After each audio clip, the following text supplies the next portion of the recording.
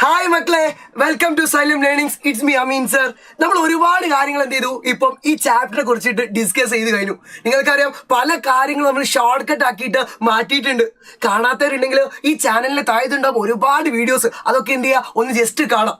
ഇനി നമ്മൾ ഡിസ്കസ് ചെയ്യാൻ പോകുന്നത് എല്ലാ മക്കളും ബുദ്ധിമുട്ടാണെന്ന് പറഞ്ഞ ഒരു സംഭവത്തെ കുറിച്ചിട്ട്, അല്ലെങ്കിൽ ഇതിലെ ഏറ്റവും പ്രധാനപ്പെട്ട ഒരു കാര്യത്തെ കുറിച്ചിട്ടാണ് നമ്മൾ ഇന്ന് ചർച്ച ചെയ്യാൻ വേണ്ടി പോകുന്നത്. ഈ ചാപ്റ്ററിലെ ഏറ്റവും അവസാനമായിട്ട് പഠിക്കാനുള്ള ആൾട്ടർനേറ്റീവ് പാർട്സിനെ കുറിച്ചിട്ടാണ് ഇന്ന് നമ്മൾ ഡിസ്കസ് ചെയ്യാൻ വേണ്ടിയിട്ട് പോകുന്നത്. മക്കൾ, നിങ്ങൾക്കറിയാം, ഇതിൽ ഒരുപാട് പാർട്ടികളെ കുറിച്ചിട്ട് പഠിക്കാനുണ്ട്, കുറെ വേറിട്ട വഴികൾ പഠിക്കാനുണ്ട്. ഏകദേശം 10-20ഓളം പാർട്ടികളെ കുറിച്ചിട്ട് പഠിക്കാനുണ്ട്. അപ്പോൾ കുറെ കുട്ടികൾക്ക് ഡൗട്ടാണ്, ഈ പാർട്ടികൾ മുഴുവൻ പഠിക്കണോ, അല്ലെങ്കിൽ ഇത് മൊത്തമായിട്ട് വരുമെന്ന്. മക്കളെ, ഇന്നത്തെ ക്ലാസ് മുഴുവൻ കണ്ടിട്ടുണ്ടെങ്കിൽ ആ ഏതൊക്കെയാണ് ആ പാർട്ടികൾ, അത് മാത്രം നമ്മൾ പഠിക്കാൻ വേണ്ടി പോവാണ്. മുഴുവനായിട്ട് പഠിക്കേണ്ട ആവശ്യമില്ല, അത് മാത്രം പഠിച്ചാൽ മതി. ഇപ്പൊ ബുക്കിൽ നോക്കുകയാണെങ്കിൽ ആദ്യത്തെ പേജ്, രണ്ടാമത്തെ പേജ്, മൂന്നാമത്തെ പേജ്, നാലാമത്തെ പേജ്, ഇങ്ങനെ 4 പേജിലായിട്ടാണ് ഈ ആൾട്ടർനേറ്റീവ് പാർട്സ് അഥവാ വേറിട്ട വഴികൾ കിടക്കുന്നത്. ഇത് മൊത്തം പഠിക്കേണ്ട ആവശ്യമില്ല. ഇതുവരെ വന്ന ക്വസ്റ്റ്യൻസ് ഇന്നത് മാത്രമേ ചോദിച്ചിട്ടുള്ളൂ. 2018 മുതൽ ഇതുവരെയുള്ള കാലഘട്ടം, ഇതുവരെയുള്ളതിന് ഇതേ ക്വസ്റ്റ്യൻസ് മാത്രമേ ചോദിച്ചിട്ടുള്ളൂ.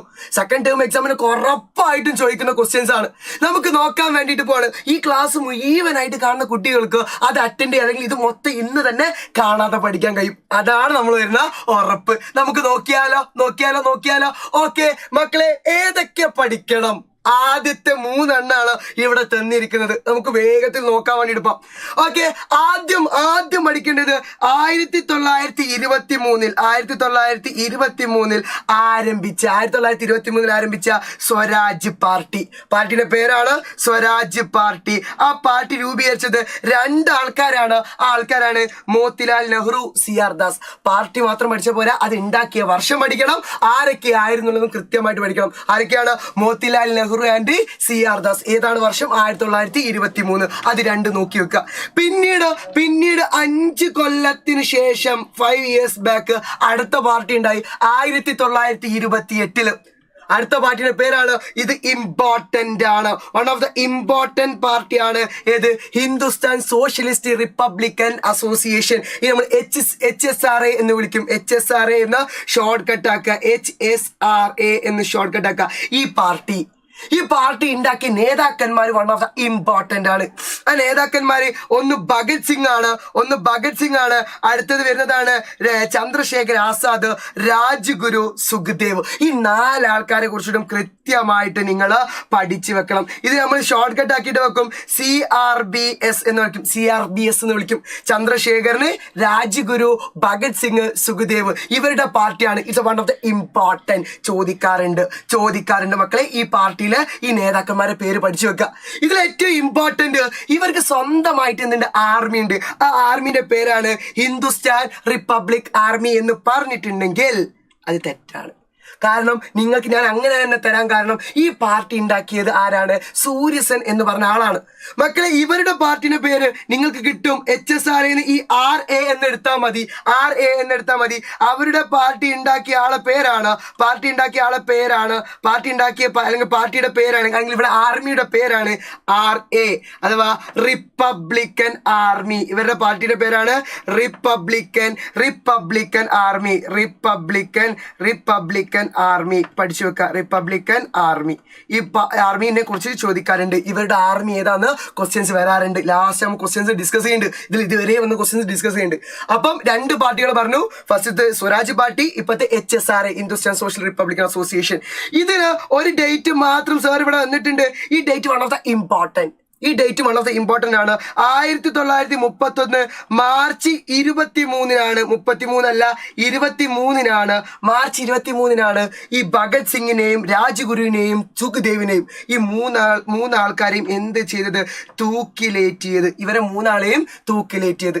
അപ്പൊ 2 പാർട്ടികളെ കുറിച്ച് പഠിച്ചു. കൃത്യം 3 വർഷങ്ങൾക്ക് ശേഷം, ഇവിടെ 3 വർഷം, ഇതിനു ശേഷം ഇങ്ങോട്ടേക്ക് 3 വർഷം, 31, 32, 33, 34, അന്ന് രൂപീകരിച്ച പാർട്ടിയാണ് കോൺഗ്രസ് സോഷ്യലിസ്റ്റ് പാർട്ടിയുടെ പേരാണ് കോൺഗ്രസ് സോഷ്യലിസ്റ്റ് പാർട്ടി.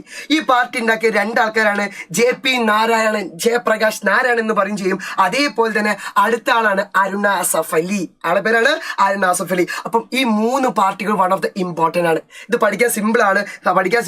ഒന്ന് ഇത് പഠിക്കാൻ വേണ്ടി നിങ്ങൾ ഒറ്റ കാര്യം മാത്രം നോക്കുക, ഒറ്റ കാര്യം മാത്രം നിങ്ങൾ നോക്കിയാൽ മതി. ഞാനിവിടെ ഇതാ, അഥവാ സ്വരാജ് ഹിന്ദുസ്ഥാനിലെ സോഷ്യലിസ്റ്റ് പാർട്ടി രൂപീകരിച്ചു. സ്വരാജ് എന്ത് ചെയ്തു? ഹിന്ദുസ്ഥാനിൽ സോഷ്യലിസ്റ്റ് പാർട്ടി രൂപീകരിച്ചു. അത് മനസ്സിലാക്കുക. അഥവാ ഇങ്ങനെ എഴുതി വെച്ചിട്ട് ജസ്റ്റ് എന്ത് ചെയ്യുക, പഠിക്കുക. സ്വരാജ് ഹിന്ദുസ്ഥാനിൽ എന്ത് ചെയ്തു? സോഷ്യലിസ്റ്റ് പാർട്ടി ഉണ്ടാക്കി. അപ്പൊ ആദ്യത്തെ 23, 5 വർഷം 928, അത് കഴിഞ്ഞിട്ട് 3 6 വർഷം 934. ഈ രീതിയിൽ എടുത്താൽ നമുക്ക് അതെന്ത് ചെയ്യാം, ഷോർട്ട് കട്ട് ആക്കാം. ഇനി വെറും 3 എണ്ണം കൂടി, ഇത്ര മാത്രം പഠിച്ചാൽ മതി. ആ 4 പേജ് മുഴുവനായിട്ട് പഠിക്കണ്ട. ഇങ്ങനെയാണ് പഠിക്കണം. നിങ്ങൾ മൊത്തമായിട്ട് കാണാം. എക്സാമിന് ഇതാണ് ഏറ്റവും കൂടുതൽ വരിക. ബാക്കിയുള്ള പഠിക്കരുത് എന്നല്ല, പഠിക്കണം. പക്ഷെ എക്സാമിന് ഏറ്റവും ഇമ്പോർട്ടന്റ് ഇതാണ്. അടുത്ത പാർട്ടിയാണ് ഫോർവേഡ് ബ്ലോക്ക്. നമുക്ക് അറിയുന്നതാണ് സുഭാഷ് ചന്ദ്രബോസ് ആണ് ഈ പാർട്ടി രൂപീകരിച്ചത്. ഫോർവേഡ് ബ്ലോക്ക് രൂപീകരിച്ചതാണ് സുഭാഷ് ചന്ദ്രബോസ് ആണ് ഈ പാർട്ടി രൂപീകരിച്ചത്. ഇവർക്ക് സ്വന്തമായിട്ട് ഒരു ആർമി ഉണ്ട്. ആ ആർമിയുടെ പേരാണ് ഇന്ത്യൻ നാഷണൽ ആർമി എന്ന് പറയും. ഇന്ത്യൻ നാഷണൽ ആർമി എന്ന് പറയും. വൺ ഓഫ് ദ ഇമ്പോർട്ടന്റ് ആർമിയാണ്. ഈ ആർമിക്ക് ഝാൻസി റെജിമെന്റിലെ നേതാവായിരുന്നു മലയാളിയായിട്ടുള്ള ക്യാപ്റ്റൻ ലക്ഷ്മി. ചോദിക്കാറുണ്ട് ക്യാപ്റ്റൻ ലക്ഷ്മി. ഇതേപോലെ സുഭാഷ് ചന്ദ്രബോസിനെ കുറിച്ചിട്ടും നിങ്ങൾക്ക് കൂടുതലായിട്ട് ഇതിന് ഏറ്റവും കൂടുതൽ ഒരു 3 മാർക്കിനൊക്കെ ചോദിക്കുകയാണെങ്കിൽ സുഭാഷ് ചന്ദ്രബോസിനെ കുറിച്ചിട്ടാണ് ചോദിക്കാറുള്ളത്. ഇനി വെറും 2 പാർട്ടികളെ കുറിച്ചിട്ട്. ഈ പാർട്ടികൾ വൺ ഓഫ് ദ ഇമ്പോർട്ടന്റ് ആണ്. അതേപോലെ നേരത്തെ പറഞ്ഞ പോലെ ഇമ്പോർട്ടന്റ് ആയിട്ട് എപ്പോഴും ആവർത്തിച്ച് ചോദിക്കാനുള്ള അടുത്ത പാർട്ടിയാണ് 1920 രൂപീകരിച്ചിരിക്കുന്ന AITUC, all India trade union Congress. ഇത് ഉണ്ടാക്കിയ 2 ആൾക്കാരാണ് NM ജോഷി ആൻഡ് ലാല ലജ്പത് റായ്. ഇതിന്റെ ഫൗണ്ടർ ആയിട്ടുള്ള NM ജോഷി ആൻഡ് ലാല ലജ്പത് റായ്. പിന്നെ last and final AIKC, all India Kisans Congress എന്ന പാർട്ടി. അതിന്റെ ആളാരാണ്? NG രംഗ എന്ന് പറയും. ഈ 6 പാർട്ടികള് ഈ 4 പേജിൽ നിന്ന് നിങ്ങൾ പഠിച്ചാൽ മതി. ഇതാണ് ഇതുവരെ നിങ്ങൾക്ക് എക്സാമിന് ചോദിച്ചത്. ഈ 6 പാർട്ടികളെ കുറിച്ചിട്ടാണ്. ഇതാ ക്വസ്റ്റ്യൻസ്. ഇതാ മക്കളെ നോക്കിയോളി പിടിച്ചോളെ. First question, the name of the founder of political party of forward block ഉണ്ടാക്കിയതാരാണ്? ഇപ്പൊ നമ്മൾ പഠിച്ചു. ആളെ പേരാണ് എന്ത് മക്കളെ? സുഭാഷ് ചന്ദ്രബോസ്. ഇത് മക്കളെ നോക്കി ക്വസ്റ്റ്യൻ കണ്ടല്ലോ. 2020 SLC ആദ്യത്തെ ക്വസ്റ്റ്യൻസിൽ 10 വന്ന ക്വസ്റ്റ്യൻ ആണ് ഇത്. വന്നതാണ്. It's important. അടുത്ത question, who is the chairman of the meeting held in Bombay 1934? നമ്മൾ പഠിച്ചിനി സ്വരാജ് ഹിന്ദുസ്ഥാനിൽ സോഷ്യലിസ്റ്റ് പാർട്ടി ഉണ്ടാക്കി. അപ്പൊ ലാസ്റ്റ് ആണ് 934. ഏതാണ്? Socialist party. അപ്പം കോൺഗ്രസ് സോഷ്യലിസ്റ്റ് പാർട്ടി അത് ഫോം ചെയ്തതാരാണ്? യെസ് നേരത്തെ നമ്മൾ പഠിച്ചു കഴിഞ്ഞു. JP നാരായണൻ, ജയപ്രകാശ് നാരായണൻ. ഇനി അടുത്ത ക്വസ്റ്റ്യൻ 2017 മോഡൽ എക്സാമിൽ ചോദിച്ച ക്വസ്റ്റ്യൻ ആണ്. Name the military wing floated the Bhagat Singh, Chandrasekhar Azad, Rajguru, Sukhdev. അവരുണ്ടാക്കിയ മിലിറ്ററി വിങ്ങിന്റെ പേര് അല്ലെങ്കിൽ ആർമഡ് റെവല്യൂഷൻ ഉണ്ടാക്കിയ പേരെന്തായിരുന്നു? നമ്മൾ പഠിച്ചിന് HSRA എന്ന് പഠിച്ചിട്ടുണ്ടെങ്കിൽ ഈ RA എടുത്താൽ മതി. ആ പാർട്ടിയുടെ പേര് കിട്ടും റിപ്പബ്ലിക്കൻ ആർമി. ആർമിയുടെ പേരാണ് റിപ്പബ്ലിക്കൻ ആർമി. നമ്മൾ പഠിച്ചിട്ടുണ്ട് റിപ്പബ്ലിക്കൻ ആർമി. ഇനി അടുത്ത question, the organisation which is associated with captain ലക്ഷ്മിയുമായിട്ട് ഓർഗനൈസ് ചെയ്തത് ഏത് ആർമി ആയിരുന്നു? ഓർമ്മയുണ്ടല്ലോ, നമ്മൾ പഠിച്ചതിന് ഏതാണ്? Indian national army. 2020 മോഡൽ എക്സാമിൽ ചോദിച്ചതാണ്. അടുത്ത ക്വസ്റ്റ്യൻ ആണ് who is the leader of all India trade union Congress? ആരായിരുന്നു ഇവരെ chairman? All India trade union Congress chairman ആരായിരുന്നു? നമ്മൾ പഠിച്ചു. ഇതിൽ ആരാളുള്ളത്? NM ജോഷിയാണ് എന്ത് ചെയ്യുന്നത്? ഇവരുടെ നേതാവായിട്ട് വരുന്നത്. സിമ്പിൾ ആയിട്ടുള്ള ക്വസ്റ്റ്യൻസാ. അപ്പൊ മക്കളെ ഈ ചാപ്റ്റർ മൊത്തമായിട്ട് അല്ലെങ്കിൽ വേറിട്ട വഴികൾ മൊത്തമായിട്ട് പഠിക്കണമെന്ന് ബുദ്ധിമുട്ടുള്ള മക്കളെ ഈ 6 എണ്ണം നിർബന്ധമായിട്ട് പഠിക്കുക. ഇതാണ് ഏറ്റവും കൂടുതൽ ക്വസ്റ്റ്യൻസ് ചോദിച്ച് കണ്ട ഭാഗം.